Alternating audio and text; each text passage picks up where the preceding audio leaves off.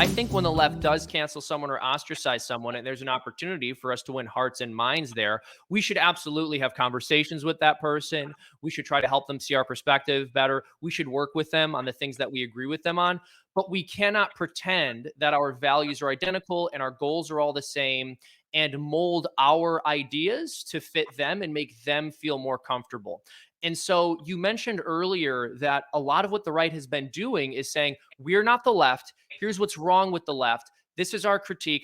And ultimately that gets very boring. I would agree with you. Because the left is in some ways it's really quite simple and it's not all that difficult to refute their core principles. And so because the right has failed to unify around anything other than we hate the left, we don't have principles.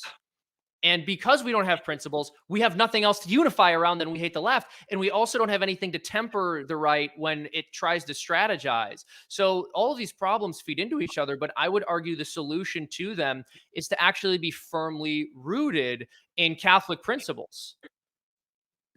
Yeah, and I mean the problem I guess with it being Catholic is that you might have other people on the right who might be, not Catholic, Yeah. including some people who are not even religious. I mean that exists, Well, can I but just I think clarify something yeah, here? I just want to yeah, clarify one point. When I say Catholic principles, I'm not necessarily referring to the divine revelation aspect of it more than natural law principles. So I would say that Catholic values, as a Catholic, of course, I believe in Jesus Christ, I believe in the sacraments, but it's not me saying that the right wing needs to be built around ensuring everyone on the right agrees with those things, but that things that I would consider to be Catholicism applied to political principles. So, for example, like the rights of the individual with the recognition that the family is actually the building block of civilization and that we need to ensure families are strong. Economic justice for the worker without a nanny state where a faraway federal authority encroaches upon the rights of local authorities to govern, that type of thing.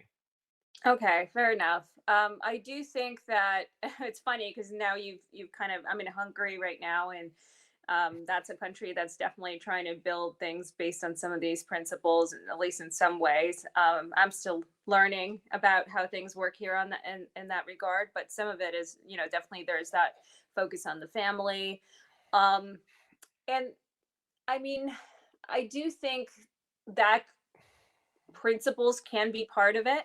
I also think, cultural creations, like, one reason why the left is so popular and so powerful is that, you know, like Hollywood, books, Yep. music, everything.